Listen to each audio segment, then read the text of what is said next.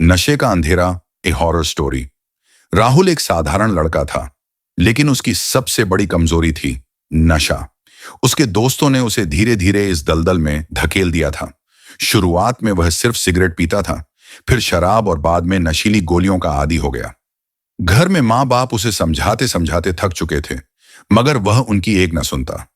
उल्टा, जब वे उसे रोकते तो वह उनसे बदतमीजी करता, गालियां देता और कहता, आपको क्या पता लाइफ क्या होती है, आप बस बकवास करना जानते हैं। अंधेरे की शुरुआत एक रात राहुल अपने दोस्तों के साथ एक सुनसान जगह पर बैठा था। चारों तरफ अंधेरा था और वे लोग जमकर नशा कर रहे थे। तभी उनमें से एक दोस्त रोहित बोला, आज कुछ नया ट्राई करते हैं, सुना है ब्लैक पाउडर का असर खतरनाक होता है। राहुल ने बिना सोचे समझे वो नशा ले लिया। जैसे ही उसने पाउडर सूंघा, उसे अजीब सा एहसास हुआ। अचानक उसे ऐसा लगा जैसे सामने धुंध के बीच कोई खड़ा हो। वह एक अधजला इंसान था। उसकी आंखों से खून टपक रहा था। उसके चेहरे की चमड़ी जली हुई थी।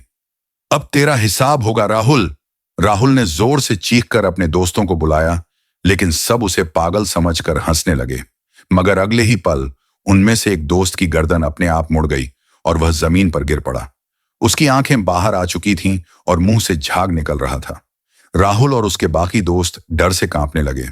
तभी एक भयानक आवाज आई, तुम लोगों ने इस जमीन पर नशा किया। यह जमीन उन पापियों की है जो नशे में मर गए थे। अब तुम भी मरोगे। भूतों का शिकंजा अचानक उनके चारों ओर कई परछाइयां नजर आने लगी। वे इंसानों के आकार की थीं, लेकिन उनकी आंखें काली थीं और शरीर हड्डियों से भरा था। वे सब राहुल और उसके दोस्तों की ओर बढ़ने लगे। राहुल चीखते हुए भागा, लेकिन उसके दोस्तों की चीखें पीछे छूटती गईं। जब उसने पलट कर देखा तो वे सब हवा में लटके हुए थे, जैसे कोई अदृश्य ताकत उन्हें मार रही हो। माँ बाप की पुकार, राहुल किसी तरह घर पहुंचा, लेकिन वह पूरी तरह टूट चुका था। उसकी आंखें लाल थीं, शरीर पर खरोंचों के निशान थे। माँ बाप उसे देखकर घबरा गए, लेकिन उन्होंने उसे गले लगा लिया। राहुल जोर जोर से रोने लगा और बोला, मुझे माफ कर दो माँ, पापा, मैंने आपकी बात नहीं मानी। अब वे मुझे मारने आ रहे हैं। अंतिम सजा। मां ने उसे संभालने की कोशिश की, लेकिन तभी राहुल का शरीर झटके खाने लगा। उसकी आंखों से खून निकलने लगा और वह जमीन पर गिर पड़ा। मां बाप की चीखें गूंज उठीं, लेकिन अब बहुत देर हो चुकी थी। राहुल ने जिस नशे को अपनी ताकत समझा था, वही उसकी सबसे बड़ी सजा बन गया। उस रात वह अपने कमरे में अकेला था और सुबह उसका ठंडा पड़ा शरीर मिला। आंखें पूरी तरह सफेद और चेहरे पर खौफ जमी हुई थी। सबक, उसकी मौत के बाद कोई भी उस सुनसान जगह पर जाने की हिम्मत नहीं करता। वहां जाने वालों का कहना है कि अब भी वहां से एक चीख सुनाई देती है, नशा मत करो वरना मैं तुम्हें भी ले जाऊंगा। राहुल की मौत के बाद उसके माता पिता पूरी तरह टूट चुके थे। पूरे मोहल्ले में यह खबर आग की तरह फैल गई कि राहुल की लाश जिस हाल में मिली थी, वह किसी साधारण मौत का नतीजा नहीं थी।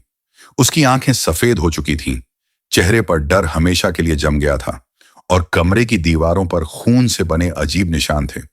लेकिन कहानी यहीं खत्म नहीं हुई। राहुल के दोस्तों की बारी। राहुल की मौत के बाद उसके बाकी दोस्त डर से सहम गए थे। उन्होंने नशा करना तो दूर, घर से बाहर निकलना भी कम कर दिया। लेकिन उनमें से दो, रोहित और आदित्य, अब भी इस बात को मजाक समझ रहे थे। अरे कुछ नहीं होता यार, राहुल तो पहले से ही पागल था, नशे में ही मर गया होगा, रोहित ने कहा। आदित्य हंसते हुए बोला, अगर भूत वूत होते तो हमें भी कुछ हो जाता। चल आज वही जगह चलते हैं। उसी रात दोनों फिर उसी सुनसान जगह पहुंचे। चांदनी रात थी, लेकिन माहौल में कुछ अजीब सा सन्नाटा था। उन्होंने जैसे ही सिगरेट सुलगाई, हवा तेज चलने लगी, पेड़ झूमने लगे और अचानक उनके कानों में एक जानी पहचानी आवाज आई, अब तुम्हारी बारी है। दोनों ने एक दूसरे की ओर देखा। आवाज राहुल की थी, मगर वह तो मर चुका था। अदृश्य हाथ और मौत का खेल। रोहित डर कर भागने ही वाला था कि अचानक किसी ने उसकी गर्दन पकड़ ली। वह जमीन से 3 फीट ऊपर उठ गया। उसकी सांसें घुटने लगीं, आंखें बाहर निकलने लगीं। आदित्य चिल्लाने लगा, लेकिन तभी उसे अपने पैरों के पास कुछ महसूस हुआ। उसने नीचे देखा, राहुल वहीं बैठा था, मगर उसका चेहरा पूरी तरह काला हो चुका था। आंखों से खून बह रहा था और उसकी खोपड़ी से धुआं उठ रहा था। तुमने मुझे मारा, अब मैं तुम्हें मारूंगा।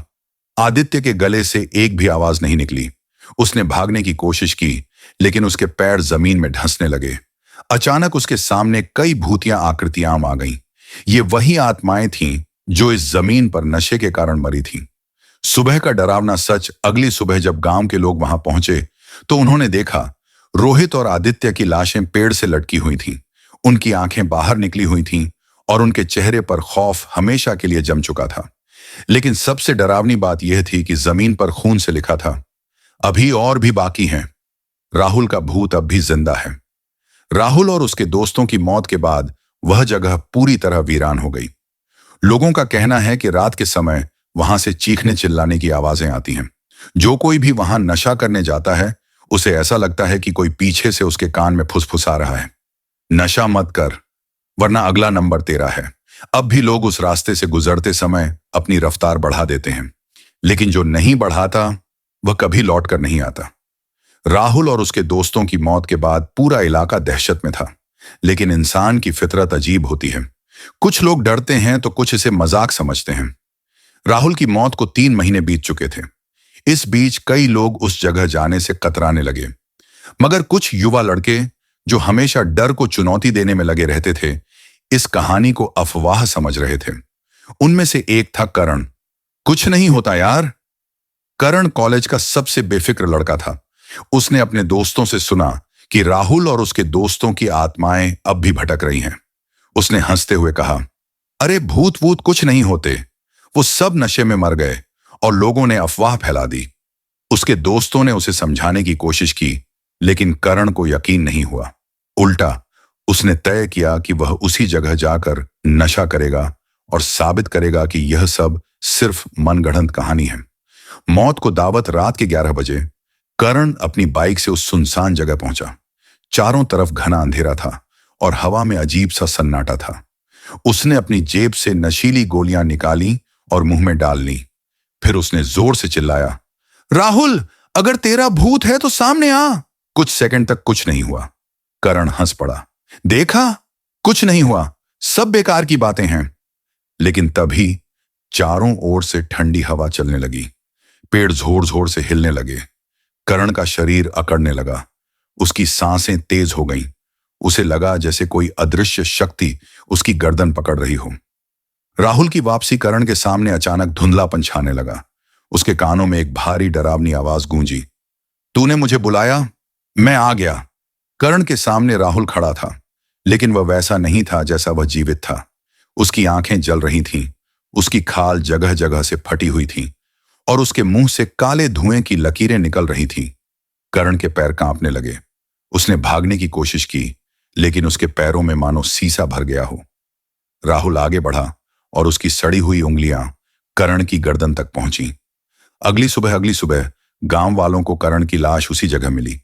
उसकी आंखें पूरी तरह सफेद थीं, उसकी उंगलियां अजीब तरीके से मुड़ी हुई थीं और उसकी जीभ बाहर लटकी हुई थी, जैसे वह चीखना चाहता था, लेकिन चीख नहीं पाया। करण की मौत के बाद अब कोई भी उस जगह का नाम तक लेने से डरने लगा। लेकिन जो लोग वहां रात को जाते हैं, वे अब भी कानों में एक आवाज सुनते हैं, अब भी सबक नहीं सीखा। करण की रहस्यमयी मौत के बाद पूरे इलाके में सन्नाटा था। अब कोई भी उस जगह जाने की हिम्मत नहीं करता। लेकिन डर के बावजूद कुछ लोग हमेशा ऐसी चीजों को चुनौती देने की कोशिश करते हैं। इस बार कहानी में एक नया किरदार शामिल हुआ, समीर। मैं भूतों से नहीं डरता। समीर को भूत प्रेत जैसी बातों पर बिल्कुल भरोसा नहीं था। जब उसने करण की मौत के बारे में सुना तो उसे यकीन ही नहीं हुआ। अरे, नशा करने वाले वैसे भी मर जाते हैं, भूत प्रेत कुछ नहीं होते। अगर ऐसा होता तो पुलिस को कुछ ना कुछ सबूत जरूर मिलता। उसके दोस्तों ने उसे रोका, लेकिन वह किसी की सुनने को तैयार नहीं था। उसने